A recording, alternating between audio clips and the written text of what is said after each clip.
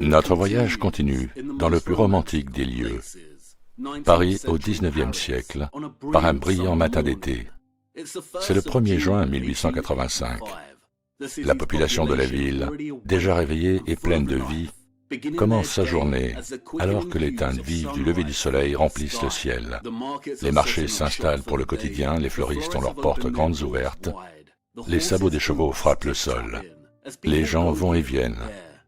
Si vous écoutez très attentivement, vous pouvez entendre les sons oscillants d'un accordéoniste jouant la mer sur l'une des nombreuses places de la ville, ici et là. C'est un jour très important. Et maintenant, avant de commencer, voulez-vous les bonnes ou les mauvaises nouvelles d'abord? Ah, un optimiste. Et c'est très bien. Finissons-en rapidement avec les mauvaises nouvelles. L'homme que je voulais que vous rencontriez est malheureusement mort. Nous arrivons trop tard et il est déjà parti. Aujourd'hui est le jour de ses funérailles. Ce sera une affaire d'État et on s'assurera de lui présenter nos respects plus tard. Mais la bonne nouvelle est qu'il nous a laissé la clé dont nous avons besoin. Et mieux encore, il l'a laissé avec quelques explications utiles. L'homme en question était un géant national et aimé par beaucoup. Il est probable que la majorité de la population de la ville fera une apparition et présentera ses respects aujourd'hui. Et nous le ferons aussi, mais d'abord, nous devons ouvrir ce paquet et examiner la clé. Donc allons-y. Désolé quoi? J'ai fait une erreur. La mer ne peut pas être jouée à cette époque parce qu'il n'a pas été enregistré avant 1945. Ah, bien vu. Mais je ne mens pas. Écoutez attentivement. Pouvez-vous l'entendre? Vous ne le pouvez pas, n'est-ce pas? Anachronisme. La représentation de quelqu'un comme existant ou quelque chose se déroulant dans un ordre autre que chronologiquement ou historiquement correct. Une erreur par rapport aux dates, toute erreur qui implique un mauvais positionnement des personnes ou des événements dans le temps. Donc, tout ce qui est étranger à l'époque spécifique ou hors de celle-ci. Le temps devient étrange. Maintenant, l'homme en question était indéniablement l'un des plus grands gardiens du temple qui ait jamais vécu. Il y a une grande controverse quant à savoir si cet homme était en fait un franc-maçon. Certains auteurs affirment qu'il l'était, tandis que d'autres prétendent qu'il était rosicrucien ou martiniste. Mais son travail est imprégné de riches références et d'images qui rappellent la franc-maçonnerie. Et, plus important encore, tout son mode opératoire, en ce qui concerne son travail, le révèle comme franc-maçon. Je vous présente Victor Hugo. Victor Hugo est toujours à ce jour célébré comme l'un des plus grands écrivains qui ait jamais vécu, et à juste titre. Beaucoup sont directement et indirectement familiers avec certaines de ses plus célèbres œuvres, notamment Les Misérables et Notre-Dame de Paris, qui est autrement connu sous le nom du Bossu de Notre-Dame. Et malgré son implication louche dans l'élaboration du grand mensonge que nous sommes tous venus à considérer comme fait historique, la prouesse de son talent littéraire est indéniable. Même dans la traduction, la maîtrise de la langue par Hugo fait pâlir son homologue anglais Charles Dickens en comparaison. Un vrai géant de la littérature. Vous voyez, avant l'invention de la télévision, les citoyens du monde avaient besoin d'être divertis et manipulés, sous une forme ou sous une autre, en dehors du journalisme. Les romanciers du XIXe siècle ont été tout aussi déterminants dans l'élaboration du récit historique que les historiens. Ils ont moulé et façonné le récit pour les personnes de tous les jours et l'ont présenté dans une forme digeste et passionnante, avant que les historiens académiques ennuyeux et fatigants puissent commencer à façonner leur programme d'études institutionnalisées. Les romanciers étaient à l'avant-garde de la fabrication du mensonge pour le grand public. Et c'est la même méthode de programmation que nous expérimentons aujourd'hui. Combien d'entre nous ont en fait fouillé dans les archives historiques à la recherche de notre histoire, et combien d'entre nous ne l'ont pas fait, mais ont appris à connaître le passé à travers des films et des séries télévisées? Si vous vous familiarisez avec la littérature du XIXe siècle en général, vous apprendrez vite que la fiction, le roman, la nouvelle et la poésie fonctionnaient de manière similaire à nos programmes de télévision et nos films, dans le sens où Premièrement, ils ont permis aux acteurs d'apprécier des histoires généralement mélodramatiques ou romantiques qui sont captivantes, mais aussi dans le contexte d'une histoire pas très précise. C'est une tactique de manipulation très intelligente, et de nombreux films, tels que Gone with the Wind, Braveheart, Forrest Gump et d'autres encore, ont employé avec succès de telles méthodes. Mais c'étaient les écrivains du XIXe siècle qui ont inventé cette méthode de captation et de manipulation, en plaçant une histoire fictive dans un contexte historique supposé factuel, ou en d'autres termes, en écrivant un mensonge dans un mensonge. Des exemples de ce genre de programmation macro-historique incluent Les Misérables, où Hugo place son histoire, de multiples vies fictives entrelacées, au milieu d'une toile de fond historique qui commence avec la défaite de Napoléon en 1815 et culmine avec la rébellion de juin contre la monarchie en 1832. Ce roman est notoire pour ses longues digressions, qui représentent plus de 900 des 2700 pages du récit. Ces digressions prennent la forme d'essais, dans lesquels Victor Hugo réfléchit sur des sujets tels que la bataille de Waterloo et la pléthore d'orphelins dans la France du XIXe siècle.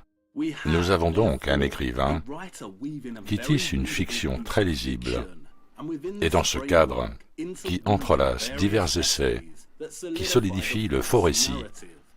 Et le lecteur, déjà amoureux de l'histoire fictive, n'a pas d'autre choix que de se frayer un chemin à travers ces essais, de peur de manquer les principaux développements narratifs clés avec les personnages fictifs qu'ils ont appris à aimer. Et beaucoup d'écrivains utilisent exactement cette technique de programmation macro-historique, c'est-à-dire en intégrant leur histoire dans un récit historique plus large. Nous le voyons dans la chronique de Léo Tolstoï sur l'invasion française de la Russie et l'impact de l'ère napoléonienne en temps de guerre et de paix. Nous le voyons aussi dans le récit de Dickens sur la Révolution française, The Tale of Two Cities, et dans le dernier des Mohicans de James Cooper. Et deuxièmement, le roman est devenu un moyen parfait pour les plus haut placés, les élites culturelles et les maçons, de jouer leur petit jeu et cacher des choses à la vue de tous. Pour ceux qui aiment remettre en question la validité du récit historique, les romans de Victor Hugo se lisent comme une série de messages codés. Nous avons la voix qui porte l'intrigue principale, qui est fermement ancrée dans un contexte historique, et que le lecteur quotidien absorbe avidement. Et puis, une autre voix parallèle, celle qui est dans le secret, et qui parle à d'autres personnes également dans le secret. Une grande partie de ce que vous cherchez est cachée de bien des façons dans la littérature du passé. Et afin de tirer le meilleur parti de certains de ces écrivains, j'aimerais vous présenter quelques techniques littéraires à rechercher et qui vous aideront à votre rythme. Tous les indices que vous cherchez sont enfouis dans la littérature. Tout est là, dans la fiction, qui attend d'être déchiffré et reconstitué. Nous utiliserons principalement Notre-Dame de Paris de Hugo comme exemple. Nous allons couvrir certaines de ces techniques d'abord, et ensuite nous discuterons de la clé qu'il nous a laissée. Et s'il vous plaît, soyez patient avec moi pendant que nous continuons. Vous verrez que je ne cherche pas à utiliser ou à déformer ces exemples pour les adapter à une théorie, mais plutôt le contraire. Avant de nous plonger dans ce sujet, laissez-moi vous présenter un peu Notre-Dame de Paris de Hugo, au cas où vous ne seriez pas familier avec ce livre. Il a été publié en 1831, mais l'ensemble des événements du récit se déroule à la fin du Moyen Âge, plus précisément en 1482. Et c'est pendant cette période de temps que la Renaissance commence à prendre son élan. C'est une période similaire dans laquelle les jésuites et les astronomes commencent à construire le mensonge héliocentrique. Le texte est anachronique par nature. Hugo compare et oppose fréquemment son époque actuelle, le XIXe siècle, avec l'époque révolue du Moyen Âge, dans laquelle les événements du roman se déroulent. L'intrigue mélodramatique générale de l'histoire s'articule autour d'un enchevêtrement d'engouement dans lequel trois personnages centraux, Claude Frollo, le diacre de la cathédrale de Notre-Dame, Captain Phoebus, un des chevaliers de haut rang du roi, et le sonneur de cloche défiguré, Quasimodo, dirigent leur amour et leur convoitise vers une bohémienne orpheline, danseuse de rue nommée Esmeralda. Avec ces trois hommes qui se disputent l'amour d'Esmeralda, les choses ne peuvent bien sûr que finir en désastre. Et c'est dans cette toile enchevêtrée de passions éphémères qu'Hugo tisse des ruminations complexes et subtiles sur notre histoire cachée. La première de ces techniques est l'utilisation de l'anachronisme. L'ensemble du texte d'Hugo est anachronique dans le sens où il se déroule en 1482, mais la voie narrative du livre est très proche du XIXe siècle. Le type d'anachronisme le plus courant est le suivant, un objet mal placé dans le temps, et le livre de Hugo, Notre-Dame de Paris, en contient beaucoup. Il y a beaucoup de descriptions et de phrases qui sont hors de leur place et de leur contexte. Et Hugo utilise l'anachronisme non pas pour faire avancer l'histoire qu'il essaye de raconter, mais plutôt pour faire progresser la fausse narration historique. Par exemple, la première fois qu'il voit le mystérieux personnage Esmeralda danser sur une des places de la ville, l'écrivain Gringoire s'exclame que s'il avait eu toutes les richesses du Pérou dans sa poche, il les aurait certainement données à la danseuse.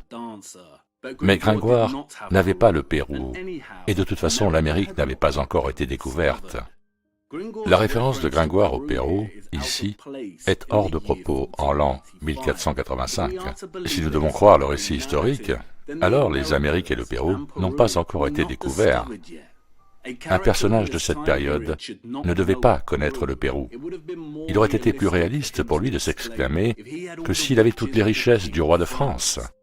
Mais Hugo utilise les richesses du Pérou, une image apparemment inutile et irréaliste, pour aucune autre raison que de renforcer l'idée, auprès de son public du XIXe siècle, que les Amériques n'ont pas été découvertes en 1482.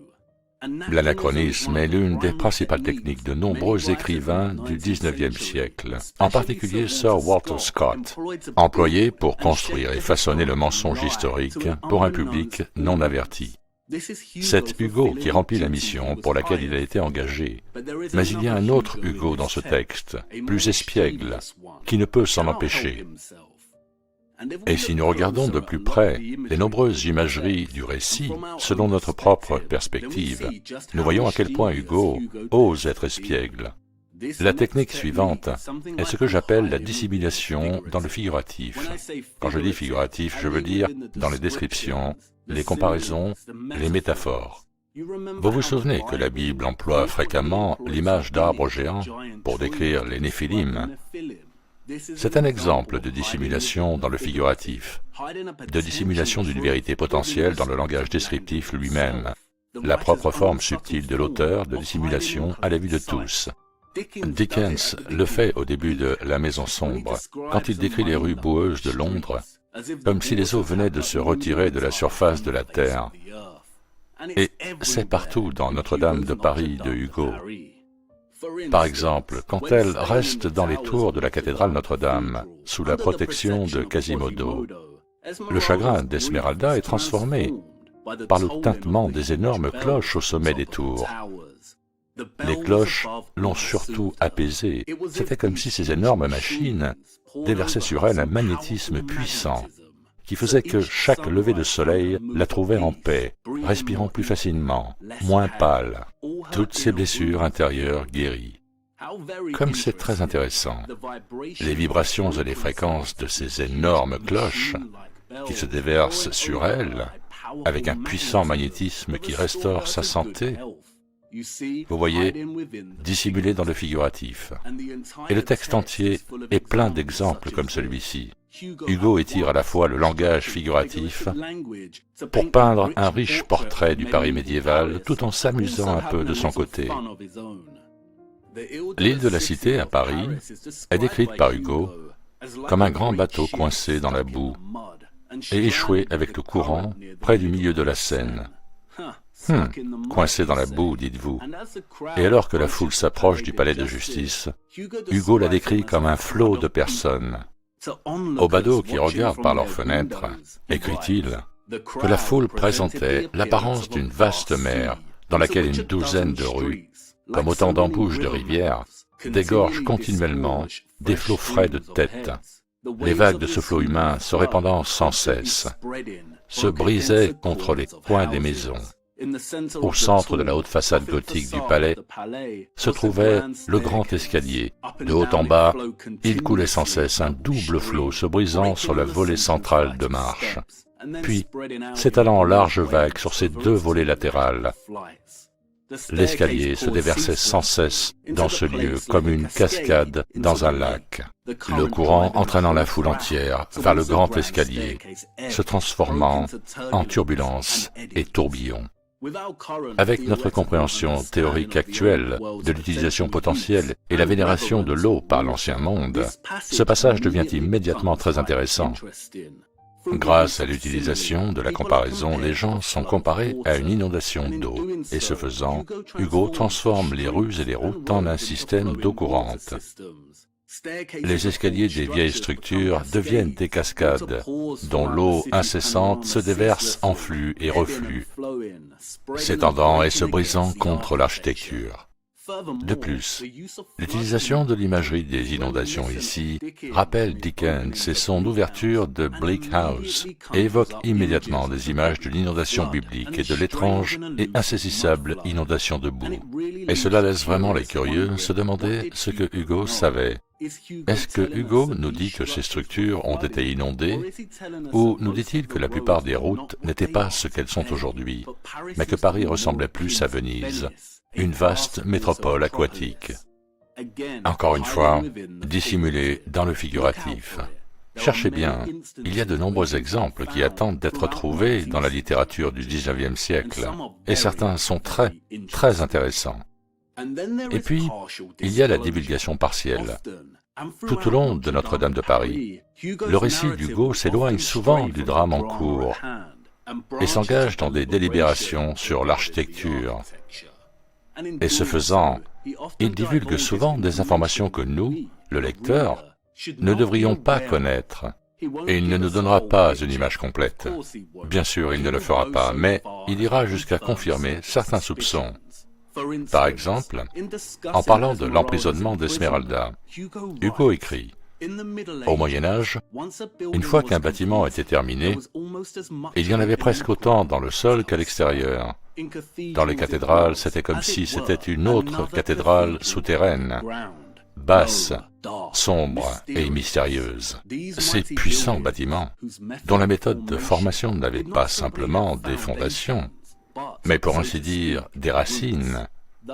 Ainsi les églises, les palais, les forteresses avaient de la terre jusqu'à leur taille. Les caves d'un bâtiment étaient un autre bâtiment. Écrivant au XIXe siècle, ce que Hugo confirme ici à son public du XXIe siècle est ce que les soi-disant théoriciens de la conspiration criaient depuis longtemps, que ces cathédrales, palais, châteaux ne s'arrêtent pas là où ils rencontrent le sol, mais continuent, et pas seulement sur quelques mètres, mais qu'ils sont enterrés très profondément dans le sol, enterrés dans la terre jusqu'à la taille, comme il le dit si bien. Et si c'est une divulgation partielle, car bien que Hugo ne nous dira pas pourquoi ces structures sont à moitié enterrées dans le sol, son explication selon laquelle elles ont été construites de cette façon au Moyen-Âge n'est pas suffisante. Il confirme que oui, en effet, elles se poursuivent jusque dans les profondeurs des rues en dessous de nous, et elles vont loin. Et au fur et à mesure que le roman progresse, il devient très évident que les descriptions de Paris et de son architecture faites par Hugo, telles que celles-ci, ne sont pas une coïncidence. Il savait exactement ce qu'il faisait avec ce texte, et cela devient encore plus évident dans la dernière technique littéraire dont je veux vous parler, avant que nous regardions cette clé. Cette technique est l'allégorie.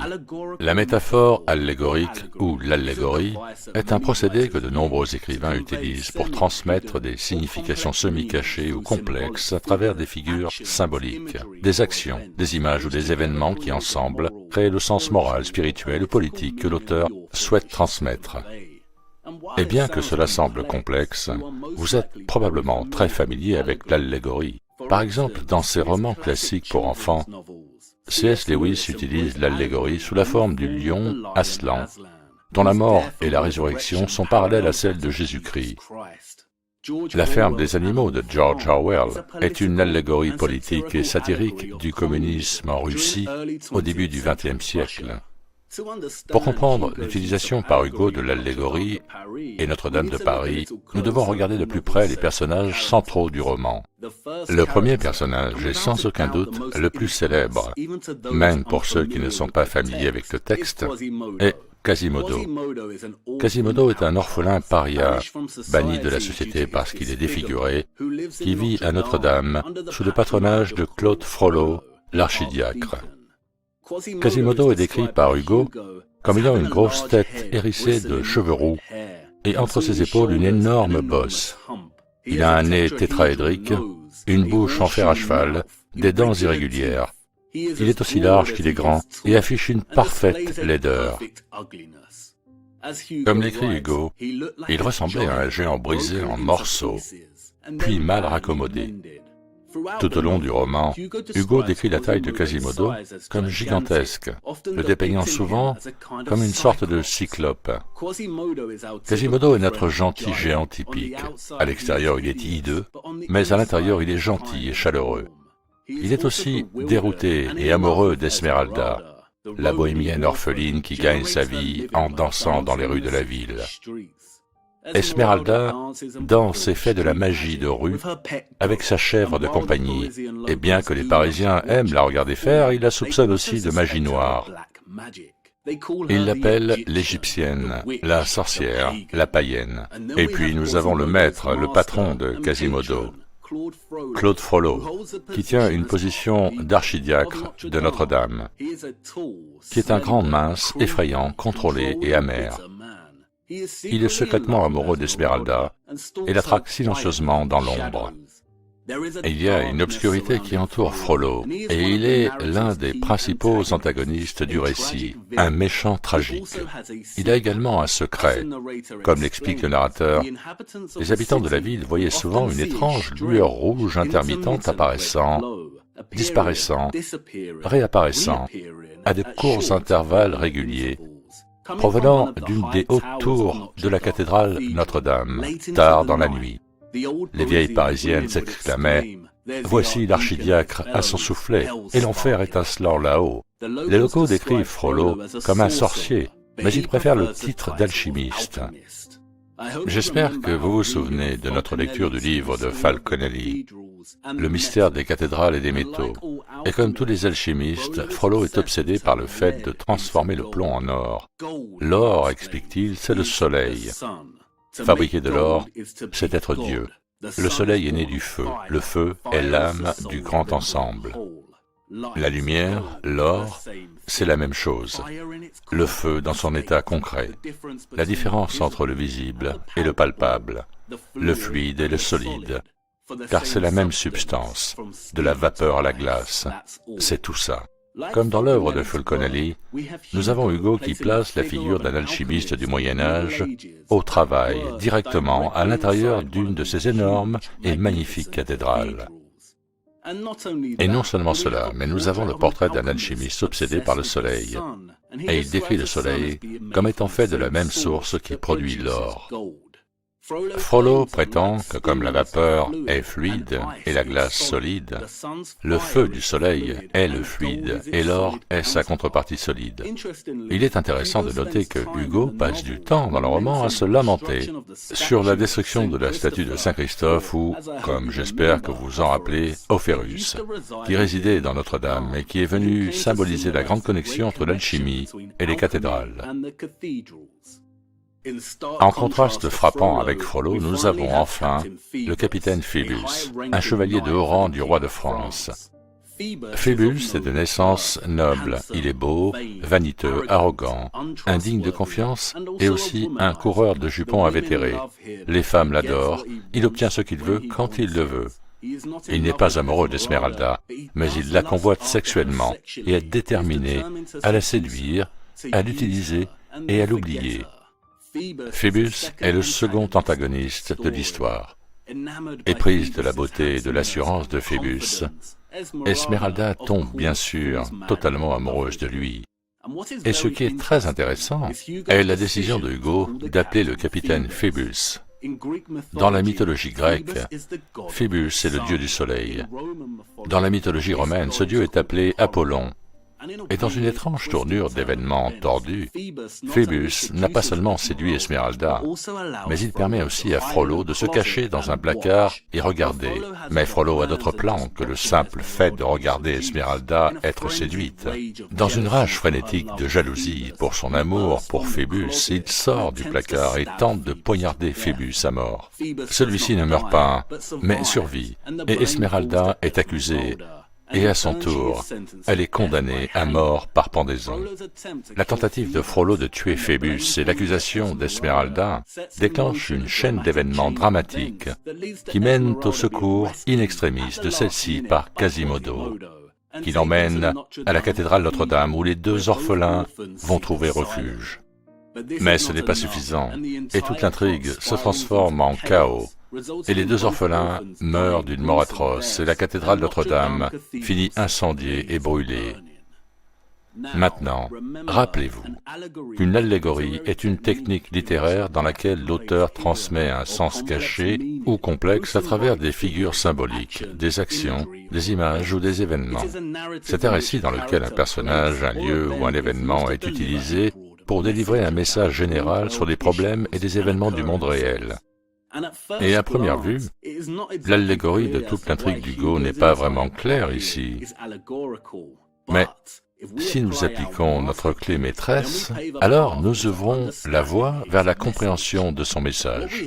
Ce que nous avons ici est une foule de personnages ou figures symboliques qu'Hugo présente comme représentatifs des tensions bourgeonnantes qui émergent à la fin du monde médiéval. Nous avons le personnage de Phébus. Il est indifférent, arrogant, beau et glorieux, et tout le monde gravite autour de lui, surtout la danseuse Esmeralda, qu'il aime au point de le vénérer. Si le choix du nom de Phébus par Hugo place directement un personnage comme une personnification du soleil au-dessus de nos têtes, alors sa caractérisation d'Esmeralda comme une voyageuse bohémienne païenne que les habitants de Paris appelaient la sorcière ou l'égyptienne est symbolique du culte païen du soleil. Le bohémien est linguistiquement très proche du romain. Hugo s'assure ainsi que son lecteur associe indirectement ce personnage avec les pratiques d'adoration du soleil de l'Égypte et de la Rome antique. Mais comme le soleil lui-même, Phébus est indifférent à l'adoration d'Esmeralda ou à toute autre forme de culte dirigée vers lui par ses admirateurs païens. Nous avons aussi une autre forme de culte du soleil dans la figure de Claude Frollo, qui personnifie la corruption de l'Église et son intégration de l'adoration du soleil à travers ses pratiques occultes en tant qu'alchimiste de la cathédrale. Il est obsédé par la découverte des secrets de la formation du soleil et sa relation avec le métal or. L'amour de Frollo pour Esmeralda et son rejet de lui en faveur de Phébus représentent l'ambition futile de l'alchimie d'essayer de créer le paradis sur terre, d'aller trop loin en jouant à Dieu, d'essayer de maîtriser le soleil, chose qu'elle ne pourra jamais faire. Elle peut essayer, mais l'alchimie ne pourra jamais atteindre celle du soleil, et Frollo, l'alchimiste, consumé par l'envie et écrasé par son infériorité induite par cette prise de conscience, tente alors de tuer le soleil. Et ce faisant, il déclenche une chaîne d'événements qui mènent à la chute de nombreux personnages, dont le point culminant est la pendaison d'Esmeralda à la fin. Et qui sont les victimes de toute cette histoire? Ce n'est pas Esmeralda. Sa réticence à reconnaître le vide derrière son adoration du soleil, sa passion pour la lumière, conduit à la souffrance des vraies victimes de l'histoire. Et c'est tout d'abord Quasimodo, le géant aux cheveux roux, qui est mis au banc de la société et dont le seul lien réel est avec la cathédrale où il vit et ses cloches. Le second est la cathédrale elle-même qui finit par s'enflammer et s'embraser. Au sommet de la plus haute galerie, au-dessus de la rosace centrale, s'éleva une grande flamme entre les deux clochers, avec des tourbillons d'étincelles, une grande flamme furieuse et irrégulière. Le culte de la lumière et la tentative de dominer le soleil aboutissent à la chute de l'ancien monde, symbolisé ici par Quasimodo et la cathédrale. Intéressant, n'est-ce pas, que Quasimodo soit dépeint comme un géant aux cheveux roux. Nous avons aussi le motif récurrent du culte du soleil, et cette fois, une tentative de tuer le soleil. qui bien sûr ne meurt pas. Il est endommagé et changé à jamais, mais il revient quand même invaincu. Endommagé et changé. Comme c'est intéressant. Phébus est le soleil invaincu. Pourquoi trouvons-nous le soleil dans les monuments historiques, la littérature et la mythologie, représentés comme non conquis? L'allégorie de la fin du Moyen-Âge de Hugo place à la fois le soleil comme un catalyseur central de cette fin et renforce l'importance des personnages clés tels que l'alchimiste, le païen, l'Église et les géants de cette époque. J'espère que vous commencez à voir à quel point le texte d'Hugo est essentiel pour ceux d'entre nous qui essaient de naviguer dans la déception boueuse déversée sur notre histoire. Et je ne saurais trop insister sur ce point. Si vous vous engagez dans cette direction, alors Notre-Dame de Paris est une lecture obligatoire. Sinon, vous allez tourner en rond. Et je vais vous montrer pourquoi, avec la clé que Victor Hugo nous a laissée. Est-ce qu'un gardien du temple de haut rang peut développer une conscience? Peuvent-ils s'arrêter et regretter la direction que prend le monde? Une direction pour laquelle ils ont eux-mêmes joué un rôle inestimable en nous y dirigeant. Peut-être. Les pages les plus intéressantes de Notre-Dame de Paris de Hugo se trouvent dans deux des principaux essais qu'il incorpore dans le tissu de la fiction du texte, intitulé Notre-Dame et Une vue à vol d'oiseau de Paris. C'est dans ces essais qu'Hugo réfléchit et discute de la manière dont le Paris médiéval qui existait avant que la Renaissance ne batte son plein diffère de son Paris contemporain du XIXe siècle. Et Hugo n'était pas impressionné ou heureux de ce contraste. En fait, il était plutôt consterné et en colère. Laissez-moi vous lire quelques extraits de ces essais. Il ne fait aucun doute que l'église de Notre-Dame de Paris est encore aujourd'hui un bâtiment sublime, majestueux, mais malgré toute la beauté qu'elle a préservée en vieillissant, il est difficile de réprimer un soupir, de réprimer de l'indignation sur les innombrables dégradations et mutilations que le temps et les hommes lui ont simultanément infligées. Sur le visage de cette vieille reine de nos cathédrales, à côté de chaque ride, vous trouverez une cicatrice. Le temps dévore, l'homme dévore encore plus. À partir des différentes traces de destructions imprimées sur l'ancienne église, la part du temps serait moindre, celle des hommes la pire, surtout des hommes de l'art. Sur le décalage, Hugo se lamente d'une mutilation de Notre-Dame et dessine dans le sable pour nous une distinction très réelle entre l'usure des mains du temps lui-même, les rides que nous voyons sur la structure, et la destruction barbare des mains de l'homme, surtout des hommes de l'art. Hugo emmène ses lecteurs jusqu'au sommet de la cathédrale en leur demandant de prêter attention aux innombrables actes de barbarie de toutes sortes. Qu'ont-ils fait, demande-t-il, de ce charmant petit clocher qui se dressait au milieu de la croisée? Un architecte de bon goût l'a amputé, répond-il. Et il a jugé suffisant de dissimuler la blessure avec ce grand patch de plomb qui ressemble à un couvercle de casserole. Et maintenant Hugo entre dans le vif du sujet et commence à mettre beaucoup de choses en contexte et en perspective pour nous. Faites bien attention à ce qu'il dit maintenant. C'est ainsi que l'art merveilleux du Moyen-Âge a été traité dans presque tous les pays. L'architecture gothique est aujourd'hui défigurée par trois types de ravages.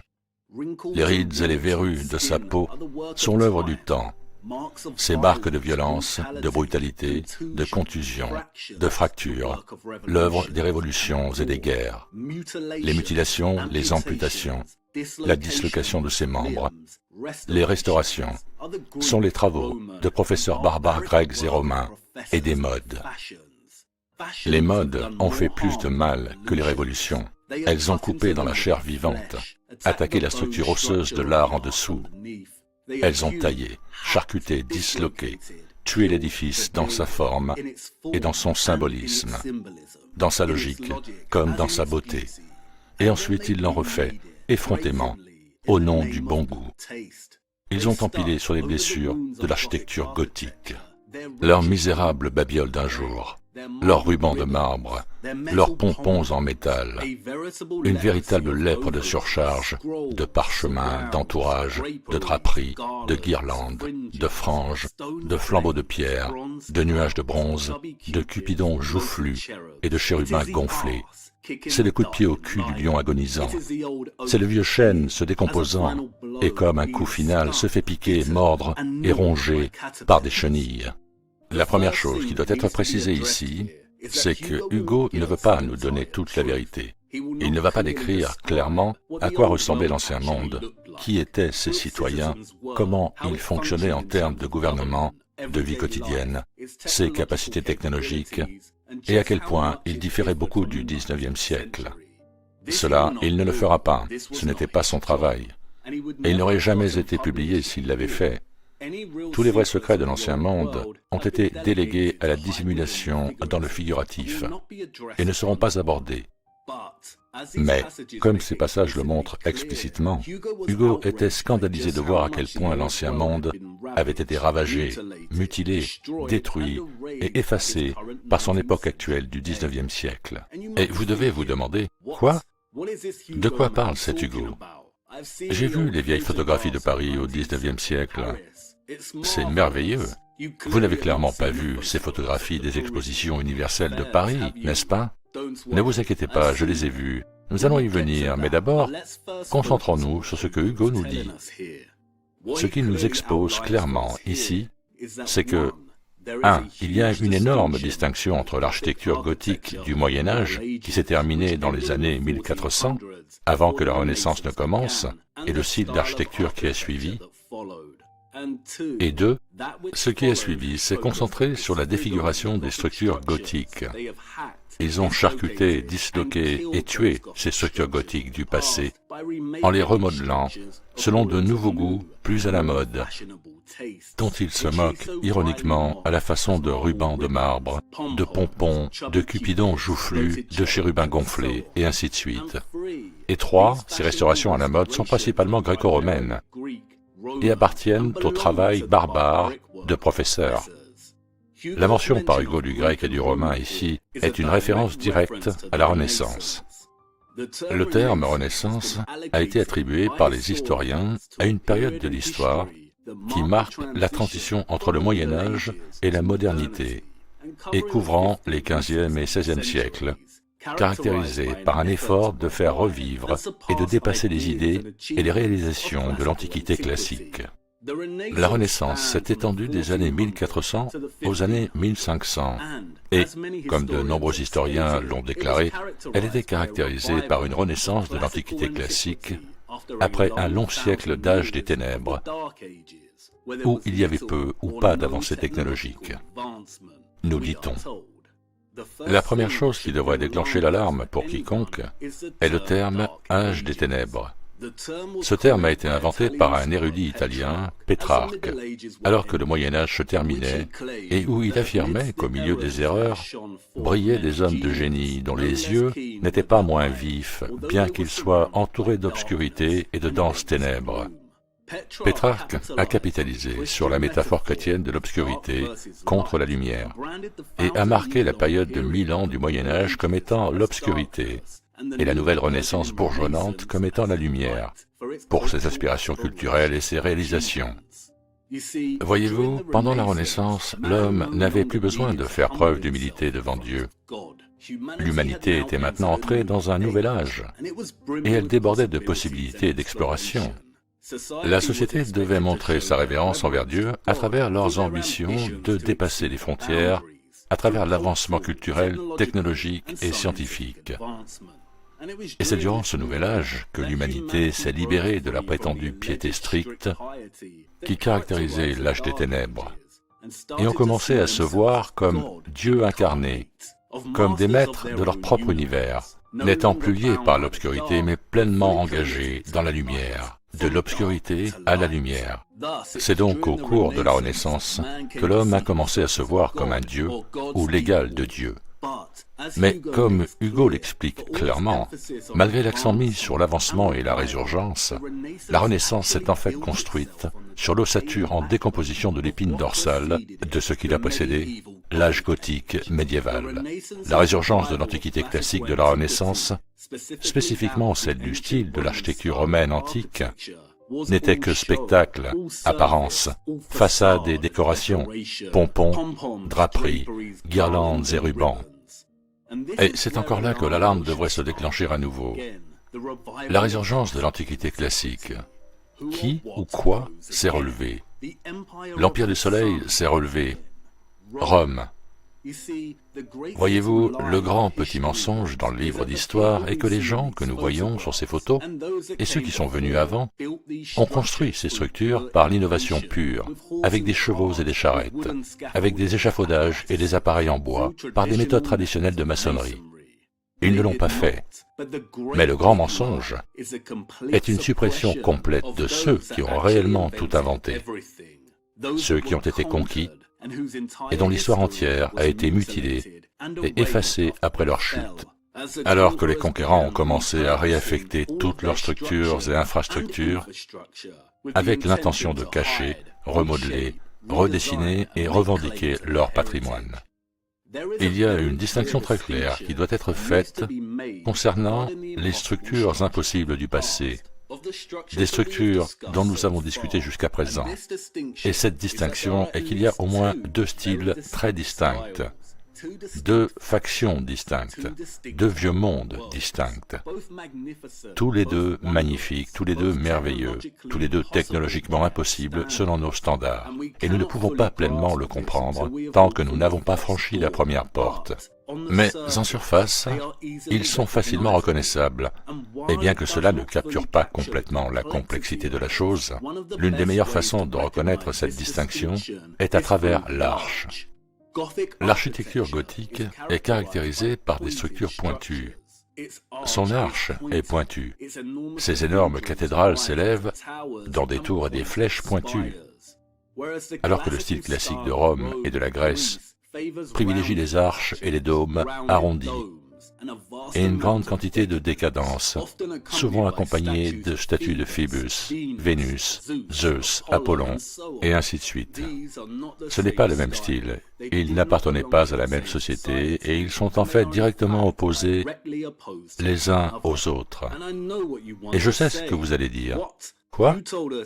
Vous nous avez dit que les citoyens de l'avenir appartiennent à une seule et même civilisation unifiée. Je sais que je l'ai dit, et encore une fois, pardonnez-moi, mais j'avais besoin, premièrement, que vous contempliez l'impossibilité de ces structures, et deuxièmement, que vous considériez les fonctions technologiques alternatives qu'elles auraient pu avoir. Trop de complexité aurait embrouillé les choses, mais nous avons maintenant dépassé la nuance. Une civilisation unifiée. Ça ressemble un peu à du globalisme, non? Non, ces structures devant vous ne sont pas les fruits de la même société. Elles sont en fait en opposition directe l'une avec l'autre. Le gothique appartient à l'un et le classique à l'autre. Jusqu'ici, je n'ai pas rendu justice au niveau de complexité véritable du sujet en réalité. Allez-y, je sais ce que vous voulez dire. Et si ce Hugo était un menteur? Vous l'avez dit vous-même, c'était un gatekeeper, probablement un maçon ou un trompeur au service de l'élite. Et si son petit roman sur un bossu était écrit pour nous mettre sur une fausse piste? Je le sais, et vous avez raison, on ne peut pas lui faire confiance. Son travail était de faire vivre l'histoire fabriquée de la France auprès de ses lecteurs du XIXe siècle.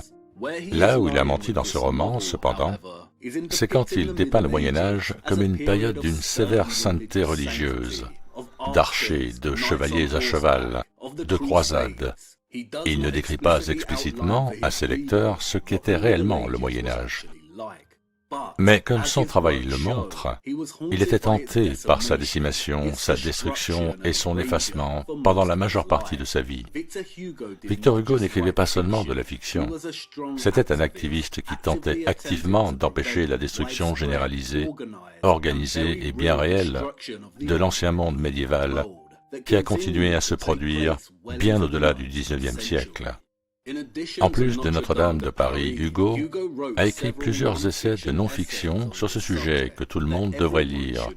Un en particulier, intitulé « La guerre contre les démolisseurs », est très important. Il a écrit qu'à cette époque, il n'y a pas une seule ville en France, ni un seul centre administratif où la destruction d'un monument historique n'est pas en considération, déjà commencée ou entièrement réalisée, soit par l'action de l'autorité centrale ou par l'action de l'autorité locale, avec l'accord de l'autorité centrale, soit par l'action des individus, sous le regard tolérant de l'autorité locale. Les dévastateurs n'ont jamais manqué de justification. Sous la Restauration, les édifices catholiques du Moyen-Âge ont été abîmés, mutilés, défigurés, profanés, de manière plus moralisatrice que tout au monde. Les congrégations ont développé la même excroissance sur leurs églises que celle qu'ils avaient sur leur religion. Ces mutilations se composent de marbre, de bronze, de chaume et de bois doré. Elles apparaissent le plus souvent dans les églises sous la forme d'une petite chapelle peinte, dorée, mystérieuse, élégante, remplie d'anges coquets, galants et grassouillés, inondée de fausses lumières du jour, comme celle de Saint-Sulpice. À Paris, le vandalisme s'épanouit et prospère sous nos yeux. Le vandalisme est un architecte, le vandalisme s'installe et devient luxuriant. Le vandalisme est honoré, applaudi, encouragé, admiré, sert de divertissement, est protégé, consulté, subventionné, acheté, naturalisé. Le vandalisme est le commissaire aux travaux publics pour le compte du gouvernement. Il est sournoisement installé dans le budget et il le grignote tranquillement, comme un rat fait de son fromage. Et bien sûr, il rapporte de l'argent chaque jour où il démolit le peu qui nous reste de cet admirable vieux Paris. Que sais-je? Du vandalisme en peinture étalée sur Notre-Dame, du vandalisme qui modifie les tours du palais de justice, du vandalisme qui ampute 2 des 3 flèches de Saint-Germain-des-Prés, un vandalisme qui a ses journaux, ses coteries, ses écoles, ses chaires, ses publics, ses vérités, un vandalisme qui a la bourgeoisie de son côté. Il est bien nourri, bien financé, gonflé d'orgueil, presque sage, toujours si traditionnel, un bon logicien, un théoricien fort, heureux, puissant, qui répond à ses besoins, qui parle bien et qui est content de lui-même. Et il protège les jeunes talents, il est professeur, il décerne les grands prix d'architecture. Il envoie des étudiants à Rome, il porte une robe brodée, il est membre de sociétés savantes, il fréquente la cour, il prête bras au roi et se promène avec lui dans les rues en lui murmurant des plans à l'oreille. Vous devez le rencontrer. On ne restaure plus, on ne gâte même plus. On n'enlaidit même plus, on ne fait que détruire, et on a de bonnes raisons pour cela. On veut effacer entièrement notre histoire. On dévaste, on pulvérise, on détruit, on démolit dans un esprit national. C'est dans les essais de Hugo que les implications de la clé qu'il nous a donnée commencent vraiment à s'épanouir. Ce que nous apprenons dans l'animosité déchaînée d'Hugo envers la destruction de l'ancien monde médiéval est que, 1. Elle continue bien au-delà du XIXe siècle et prend principalement la forme de l'amputation de sections de structures et redécorées en façade néoclassique. Lorsque la réaffectation n'est pas possible, les structures sont tout simplement démolies. Et que 2. Ce ne sont pas des destructions et réaffectations arbitraires et aléatoires, mais calculées, planifiées et organisées. Elles sont prises en compte dans les budgets des autorités locales et nationales en France et par extension dans toute l'Europe. Hugo montre clairement que le budget pour détruire, réaffecter et effacer ce qu'il en est de l'ancien monde médiéval est apparemment sans fin et bien protégé. Même au point que des organisations envoient des étudiants à Rome pour étudier et imiter ces styles en France. Il y a des récompenses pour la réaffectation. Elle est encouragée et normalisée par la propagande des journaux et à travers l'éducation et les systèmes religieux. Et alors que l'essai continue, l'énormité de tout ce qui a été changé depuis le Moyen-Âge commence vraiment à apparaître au lecteur. Ce n'était pas seulement pendant la Renaissance, au XVe et XVIe siècle, que l'essor du néoclassicisme et son aspiration à effacer l'ancien monde du Moyen Âge a dominé l'esprit social de l'époque. Comme l'affirme justement Hugo, en ce qui concerne les édifices que l'on construit à la place de ceux que l'on détruit, nous n'accepterons pas le changement. Nous ne le voulons pas. Ils sont misérables. Tous les monuments du XVIIe siècle, même s'ils sont mieux que ceux du XVIIIe et bien au-delà de ceux du XIXe, quelles que soient leurs belles allures, quelles que soient leurs grandes impressions, les monuments de Louis XIV sont comme ses enfants. Beaucoup d'entre eux sont des bâtards. Comme vous pouvez le voir, cet agenda de réaffectation a continué au XVIIe, XVIIIe et se produisait encore au XIXe siècle. Nous avons devant nous 500 à 600 ans de destruction, de révision et de réaffectation. L'affirmation selon laquelle il y aurait eu une réinitialisation au XIXe siècle est mal calculée, sous-estime et simplifie grandement un programme très complexe qui s'étendait sur un demi-millénaire et qui était composé d'une série de petites réinitialisations qui avaient toutes pour but d'effacer l'ancien monde médiéval et de construire et solidifier le mode de société dans lequel nous nous trouvons aujourd'hui. Et alors, pourriez-vous demander, qui se soucie de savoir quand la réinitialisation a commencé et quand elle s'est terminée? Paris et la plupart des endroits du monde que nous voyons dans les photographies du XIXe siècle ont l'air glorieux. Tout ce qui compte, c'est qu'ils ont menti et nous ont caché des années et des années de technologie et de connaissances. Je suis d'accord, l'ère victorienne est glorieuse, mais selon nos critères. Et si ce que nous voyons à l'époque victorienne était l'apogée de la civilisation, alors pourquoi Victor Hugo est si en colère? Et pourquoi souligne-t-il qu'il y a eu un programme de réaffectation en cours depuis les années 1400? Que voulait-il réaffecter, dissimuler, modifier, détruire, effacer? Pourquoi était-il si en colère dans les années 1830? Que savait-il? Qu'est-ce qui a précédé la résurgence du style classique de la Renaissance? Ce n'est pas parce que le monde avait l'air glorieux dans les années 1800, et il y a beaucoup de preuves suggérant que ceux entre les années 1400 et 1800 étaient bien plus avancés technologiquement que ce que les livres d'histoire nous disent qu'ils étaient, que nous devons ignorer la complexité entourant la question. Elle est importante pour de multiples raisons, mais principalement parce que le fait d'avoir une ligne de temps plus claire peut nous aider à commencer à classifier, à différencier et à définir ce que nous voulons dire quand nous parlons de l'Ancien Monde. Parlons-nous d'une période de 1000 ans qui a été perdue, détruite, balayée sous le tapis et péjorativement appelée l'âge des ténèbres, la période de 1000 ans pendant laquelle l'immense et magnifique style architectural gothique est né, ou discutons-nous de la période de 500 ans de destruction, de révision, de réaffectation et de renaissance qui a suivi? Cette cathédrale est très différente structurellement et stylistiquement de ce bâtiment à colonnade. S'il y avait un débat pour soutenir l'existence d'un règne millénaire d'une civilisation, un débat cohérent et solidaire, c'est ici qu'il faut le chercher. Cette période, par contre, représente un demi-millénaire de reconstruction et de révision. C'est ici que nous trouvons l'hégémonie impériale, la domination et l'autorité sur ce qui existait avant, avec un agenda pour l'effacer de l'histoire. Et la seule façon d'y parvenir était de le faire à travers de multiples resets de la population. Cette période, les 500 ans qui ont suivi le Moyen Âge ou l'âge des ténèbres, était l'âge de la grande transition.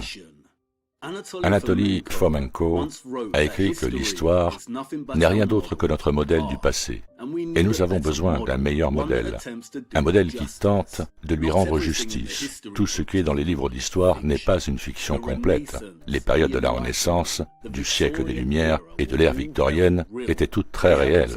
On ne nous a pas dit toute la vérité sur ces périodes. Non, bien sûr, ils ne l'ont pas fait. Il y a une raison pour laquelle ils nous disent que l'appareil photo n'a pas été inventé avant les années 1800. Mais ces époques ont existé et ont fait partie de la grande transition. Et soyez très prudents lorsque vous tirez des conclusions trop tôt en ce qui concerne un règne millénaire, juste au cas où vous finiriez par glorifier des structures qui ont joué un rôle intégral dans la suppression, le remplacement et l'enterrement de cette même période millénaire que vous célébrez. Les structures qui ont été construites, révisées et réutilisées pendant la grande transition ne sont pas représentatives de 1000 années de paix, et nous y reviendrons beaucoup plus tard. Il y a un autre élément de cette clé que j'aimerais introduire avant d'ouvrir la porte et de nous y engouffrer. Dans Notre-Dame de Paris, Hugo s'intéresse à l'écriture des mots. Tant de systèmes qui font partie intégrante de notre mode de vie aujourd'hui ont été introduits à la Renaissance. Non seulement les astronomes et l'Église ont redéfini notre conception de l'univers, non seulement nos méthodes de mesure du temps ont été fermement établies, non seulement le système financier auquel nous sommes encore redevables aujourd'hui est devenu dominant, mais la presse imprimée est devenue essentielle en établissant un nouveau mode d'information et de communication, celui de l'écrit. Dans le chapitre probablement le plus remarquable de tout le roman, Hugo déclare que l'invention de l'imprimerie est le plus grand événement de l'histoire. L'imprimerie va tuer l'architecture. Maintenant, écoutez très attentivement ce qu'il dit. C'est d'une importance capitale. L'architecture a commencé comme n'importe quel système d'écriture. C'était d'abord un alphabet, une pierre était placée correctement, et c'était une lettre. Plus tard, les mots ont été formés, la pierre a été posée sur la pierre, ces syllabes de granit ont été assemblées, la langue essaya quelques combinaisons. Finalement, ils ont produit des livres, et ils grandirent, se multiplièrent, se croisèrent, devenant de plus en plus complexes. Ainsi, il continue, pendant les 6000 premières années de l'existence du monde, l'architecture était une grande écriture de la race humaine. Ce livre de granit a commencé en Orient, et la dernière page a été écrite au Moyen-Âge. L'architecture, jusqu'au XVe siècle, était l'enregistrement principal de l'humanité. Pendant cette époque, aucun concept d'une quelconque complexité n'est apparu dans le monde sans qu'il n'ait été transformé en un bâtiment. Mais l'imprimerie est arrivée à la Renaissance, et le mot imprimerie, tel un ver, rongeait, aspirait et dévorait ces bâtiments. Alors que l'architecture diminue, l'imprimerie, elle, enfle et grandit. Ainsi, dès le XVIe siècle, l'imprimerie, maintenant développée jusqu'à égaler la stature de l'architecture en déclin, combat et tue son rival. Au moment où le XVIIIe siècle arrive à son terme, la presse a imprimé, a tout détruit. Au XIXe siècle, elle va reconstruire. Ainsi, pour résumer ce que nous avons dit jusqu'ici, l'humanité a 2 livres, 2 disques, 2 testaments, la maçonnerie et l'imprimerie, la Bible de pierre et la Bible de papier. Le passé doit être relu sur ces pages de marbre.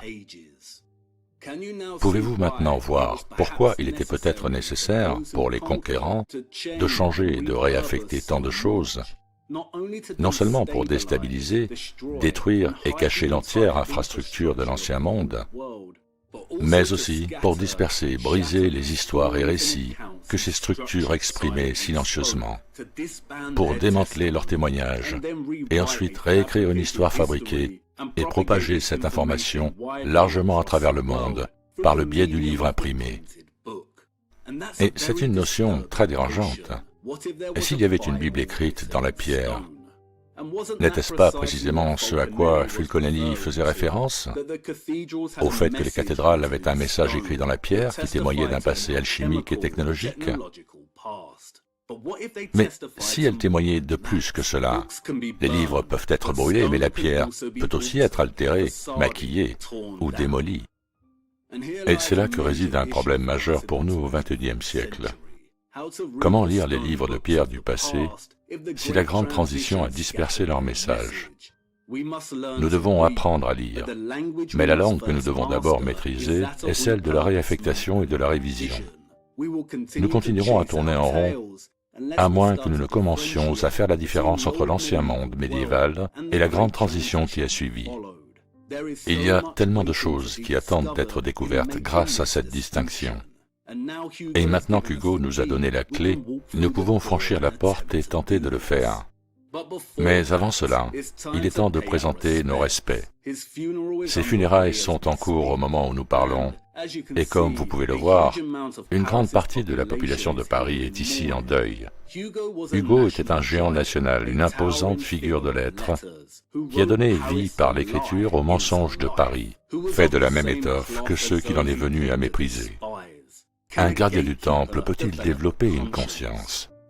La fille d'Hugo était enfermée dans un asile de fous. Ses deux fils, sa femme et sa maîtresse sont également morts, tous dans un laps de temps très court. Et puis, ce fut son tour. Quelques jours avant sa mort, Hugo écrit « Aimer, c'est agir ». Est-ce que son amour pour le vieux monde révolu du Moyen-Âge l'a poussé à l'action pour protester contre sa disparition aux mains de ses conquérants? Est-il devenu juste un peu trop rebelle? A-t-il commencé à délaisser le temple qu'on lui avait demandé de garder? Et est-ce que sa famille a souffert en conséquence? Peut-être, peut-être pas. Nous ne le saurons jamais. Et nous voici de nouveau devant l'Arc de Triomphe. Les funérailles de Victor Hugo ont commencé ici. Un endroit ironique et répréhensible pour commémorer un homme qui détestait les fruits nés de la grande transition néoclassique. Cette arche n'est pas un aimant. Elle n'est pas une technologie de l'ancien monde. Elle a été construite à l'époque où l'on dit qu'elle a été construite. Elle n'a pas été construite par ceux qui utilisaient la maçonnerie traditionnelle, les chevaux et les charrettes. Non, c'est un mensonge. Les portes en arche de l'ancien monde médiéval étaient différentes et avaient une toute autre fonction. Ceci appartient et n'est pas antérieur à la grande transition, et servait une fonction primaire, déconcertante dans son impossibilité, oui. Dans sa taille gargantuesque et sa juxtaposition avec les minuscules personnes à ses pieds, oui. Mais impénitent, arrogant, monstrueux et imposant. La déclaration finale de la domination impériale et de la victoire sur le vieux monde médiéval. Le sceau du triomphe, un moment de jubilation, figé dans la pierre froide. Sa fierté audacieuse dissimulant à peine sa seule fonction, marquer le retour de Rome. Combien de ces arcs de triomphe du même style peuvent être trouvés à travers le monde? Commencez à regarder les dates de leur construction. Ils ont été érigés pour déclarer l'achèvement d'une réinitialisation de 500 ans dans de nombreux endroits du monde. Mais celle-ci semble différente à ce jour, vous ne trouvez pas? Voyez-vous ce qu'ils ont fait? Ils ont ajouté le chariot soleil, l'invaincu Phoebus, l'unique Invictus, au sommet de l'arche pour les funérailles. Nous ne voyons pas cette statue dans les photographies de l'arche prises en 1860, 25 ans avant l'enterrement d'Hugo. Donc pourquoi maintenant? Regardez le catafalque créé pour porter son cercueil sous l'arche. C'est digne d'un géant, et c'est le plus grand et le plus décadent que j'ai jamais vu. Voyez-vous comment ils l'ont décoré avec un grand soleil? Ils se moquent de lui avec la même décadence et grandeur romaine. Les rubans de marbre, les draperies, les guirlandes, les pompons et les statues gonflées, contre lesquelles Hugo a activement protesté. Ils se moquent de lui comme ils se moquent de nous aujourd'hui. Quand nous avons commencé ce voyage, je vous ai dit que pour reconstituer une image et une chronologie précise de notre histoire perdue était comme essayer de résoudre un impossible Rubik's Cube. Ce n'était pas une hyperbole de ma part. Ils ont travaillé très dur pour enterrer 1 millier d'années de notre histoire en la ternissant comme un âge sombre. La complexité de ce à quoi nous avons affaire est écrasante. Mais ça ne va pas nous empêcher d'essayer. N'est-ce pas? Alors commençons à faire tourner ces cubes. Nous devons commencer par l'Europe avant d'élargir notre enquête.